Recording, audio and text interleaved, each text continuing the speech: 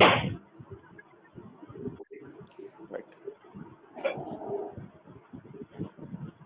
As per our schedule, today we are going to learn two topics. One is ionospheric absorption, another one is multi-hop propagation. And these two topics are regarding skywave propagation only. And these two topics are very important as far as your competitive exams were considered. So let us discuss the topic called ionospheric absorption. What do you mean by ionospheric absorption?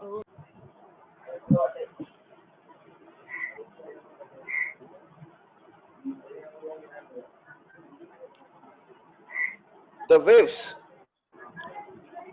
while traveling from Earth to ionosphere, they propagate into the layers of ionosphere and then get back to Earth. While returning to Earth, these waves undergo absorption. I repeat, the waves propagate from Earth towards ionosphere and then penetrate into the ionospheric layer and then return back to Earth. While returning back to Earth, some of the waves get absorbed at the ionosphere. This phenomena is called as ionospheric absorption.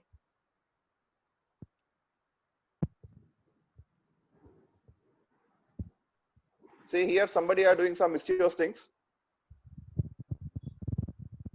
Don't try to play games here.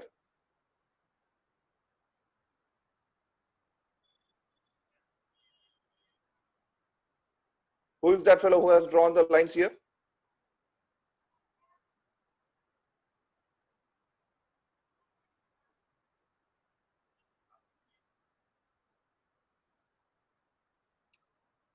This ionospheric absorption is classified into two types: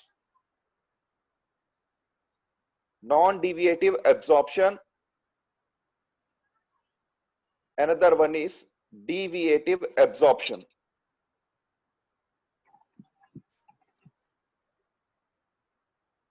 Now, we need to know what is non-deviative absorption and what is deviative absorption. Now, first I am saying about non-deviative absorption. See, in the name itself, it is some sort of absorption. It is that absorption which occurs in the region where refractive index is nearly equal to unity. Now, let us divide this into three statements. It is the absorption that occurs in a region where refractive index is equal to 1. I repeat, non-deviative absorption is defined as a absorption that occurs in a region where refractive index is equal to 1. Next one, what is deviative absorption? It is defined as absorption which occurs in the region where refractive index is less than 1. I repeat, first, non-deviative absorption. It is that absorption which occurs in a region where refractive index is equal to 1. Equal to unity means equal to 1. Next, deviative absorption is the absorption that occurs in a region where refractive index is less than 1. Now I am talking about their characteristics. Non-deviative absorption is maximum in lowermost D region in daytime where collision frequency is highest. Now remember this point. Now, in the last class, we talked about different layers of atmosphere. Okay, there we have seen D layer, E layer, F layer, F1 layer, F2 layer. And talking about D layer, I said that it will be present only during daytime. So here, concentrate on the point, non-deviative absorption is maximum, where in lowermost D region, and that region will exist during daytime. At this region, collision frequency is highest.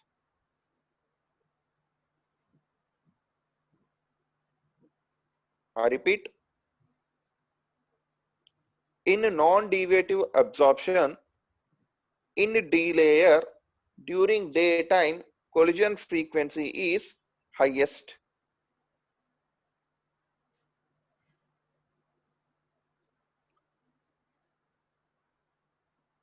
As absorption increases, frequency decreases. I repeat, as absorption increases, frequency decreases.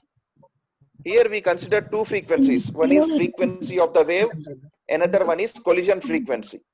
I repeat, here we consider two frequencies. One is collision frequency, another one is frequency of the wave. Now the point which I am saying is corresponding to frequency of wave.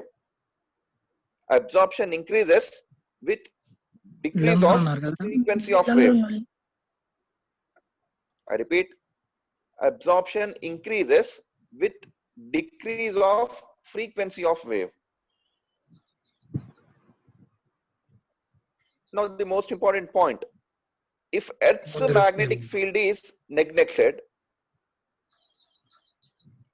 then for non-deviative absorption, what is the value of refractive index? That is 1. Then absorption coefficient K is given by,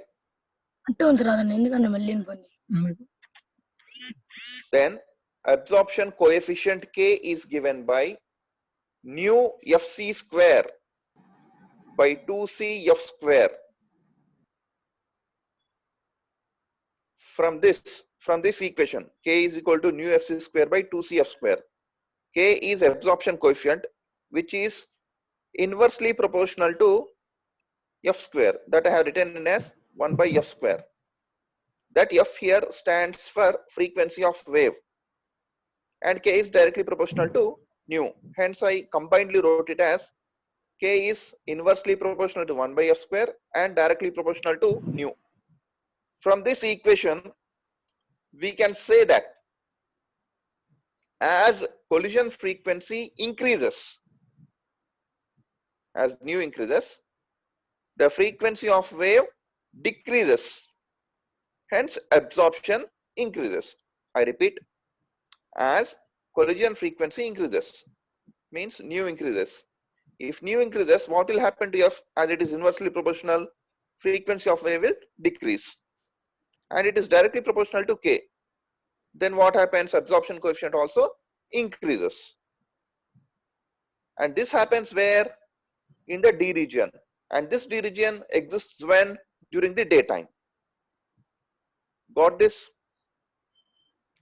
See, there are hardly 5 points which can make you earn 5 marks in the common exam. First, you need to say regarding absorption, the waves move from Earth towards ionosphere and they penetrate into the ionospheric layers and get back to Earth. During this process, some of the waves get absorbed in the ionospheric layers, and this process is called as ionospheric absorption. This ionospheric absorption is classified into 2 types: non-deviative absorption, deviative absorption. Okay, Now you need to define these two. Non-deviative absorption is the absorption that occurs in a region where refractive index is equal to unity or equal to 1. Next, regarding deviative absorption. This is the absorption that occurs in a region where refractive index is less than unity or less than 1. Now, this non-deviative absorption is maximum in D region during daytime, and at this point collision frequency is highest. As the absorption increases, the frequency of wave will decrease. Now, for non-deviative absorption, we are writing the value of absorption coefficient, where K is absorption coefficient, which is given as nu Fc square by 2c F square, where nu is collision frequency, Fc is carrier frequency, c is velocity of light, and small f is frequency of the wave. From that equation, I can write absorption coefficient K is inversely proportional to 1 by F square and directly proportional to nu, where K is absorption coefficient, nu is collision frequency, F is frequency of the wave. I am writing the conclusion now from that equation. From this equation, it is clear and evident that as collision frequency increases, the frequency of the wave decreases, hence absorption also increases. Where does it increase? In D layer. And when that D layer will be present? During daytime. And this is everything regarding ionospheric absorption. I hope you people understood this point. Okay, ma? Next, I am getting back to another topic called multi-hop propagation.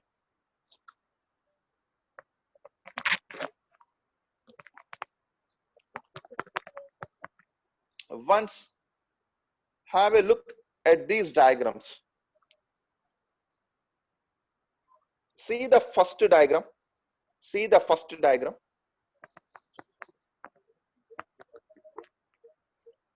If a ray is transmitted only once, if a ray is transmitted only once and reflected only once, I repeat, if the ray is transmitted once and reflected only once, then that is called as single hop, H-O-P.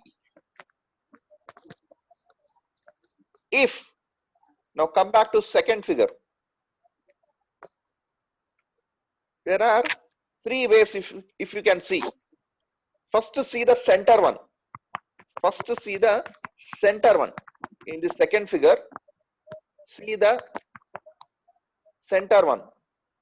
That ray is incident only once and then reflected only once. That is called single hop. Now check the first one and third one in the second figure. In the second figure, check the first wave and third wave. The first wave is incident once, reflected once, again reflected twice, and then reflected thrice. See the first wave of F2 layer in second figure. It is showing the figure of M. The figure of M represents here multi-hop, means it is reflected more than once. If a wave is reflected only once, it is called as single hop. If it is reflected more than once, it is called as multi-hop.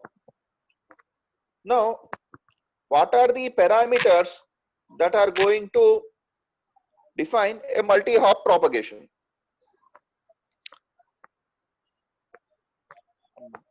See the first point. The transmission path is limited by two parameters.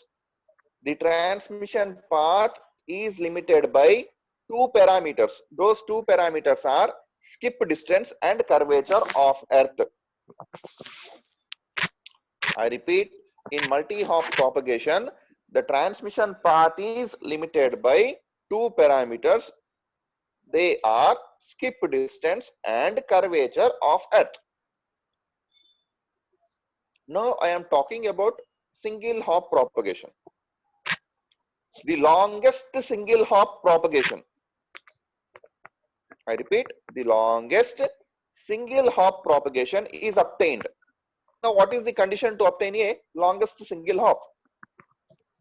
It will be obtained if the transmitted ray is tangential to Earth's surface. I repeat, the longest single hop propagation is obtained when the transmitted ray is tangential to Earth's surface. Now I am talking about the distance covered by this single hop in different layers. The maximum practical distance covered by a sky wave in single hop is 2000 km for E layer and 4000 km for F2 layer. In the previous point I said that the condition for getting single hop propagation is transmitted ray should be tangential to Earth's surface. Now I am saying the distance covered by a single hop.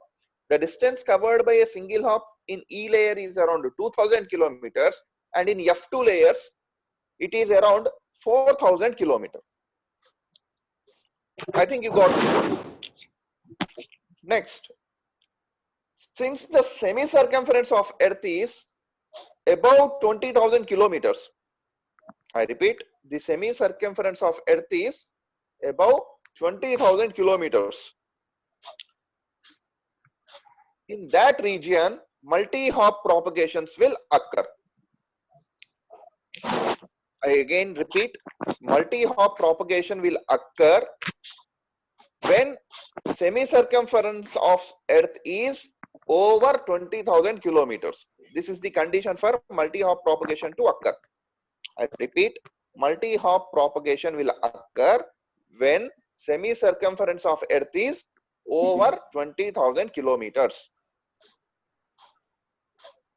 Next point. Further, there is no problem in south-north propagation path as there will be day in one half portion and night in the other half portion. So for this, I need to show you this figure. See the last figure. Third one.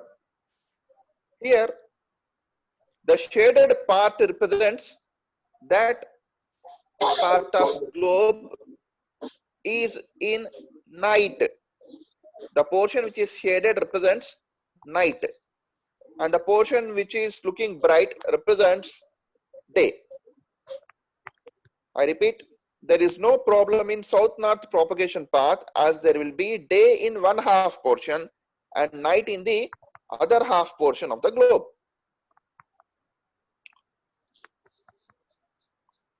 See, this point is important.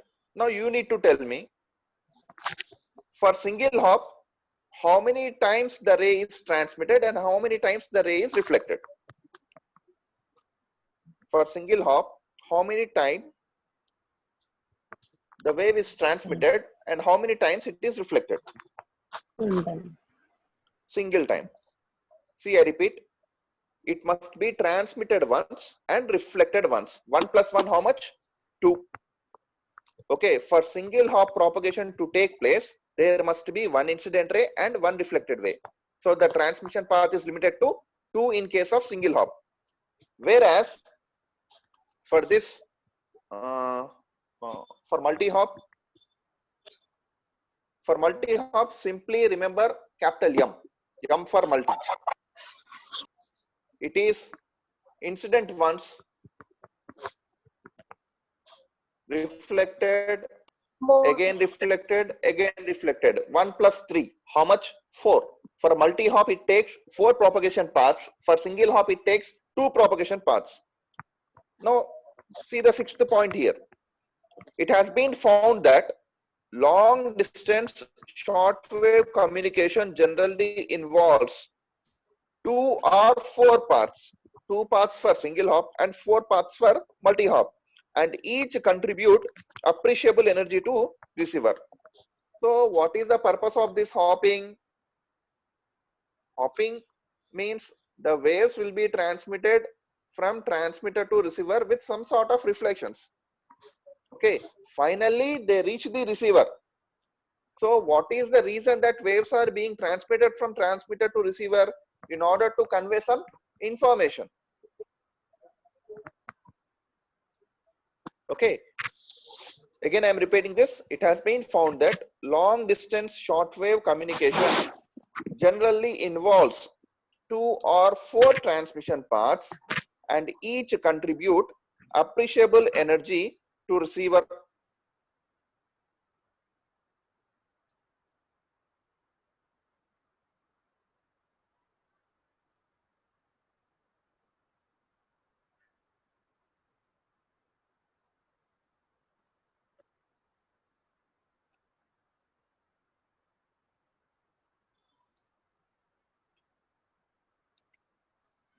See, the diagrams are very important in this case, and this is the question which has been asked continuously for 3 consecutive years during 2019, 2018, 2017. So concentrate on this answer, multi-hop propagation. See, there are hardly 6 points, which will get you 5 marks. First, you need to say regarding the transmission path. The transmission path is limited by 2 parameters. One is skip distance, another one is curvature of earth. Next, we are going to say about single hop. The longest single hop is obtained when transmitted ray is tangential to Earth's surface. I repeat, the single hop is obtained when transmitted ray is tangential to Earth's surface. Next point, you are saying the length of single hop. Length means here the distance covered by single hop. The distance covered by single hop for E layer is 2000 kilometers. For F2 layer is 4000 kilometers. Now there ends everything about single hop. Now we are talking about multi-hop. Multi-hop propagations will occur if the semi-circumference of Earth is over 20,000 kilometers. I repeat, multi-hop propagations will occur if semi-circumference of Earth is over 20,000 kilometers. Next point, there will be no problem in south-north propagation path, as one part of the globe will have daytime and another part of the globe will have nighttime. Last one. See, for shortwave communication involves, shortwave communication means this skywave propagation only. It will involve minimum of 2 paths for single hop or minimum of 4 paths for multiple hop, so that energy can be contributed to receiver.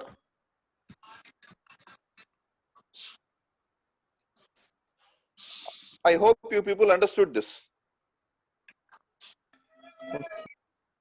Okay. Sir.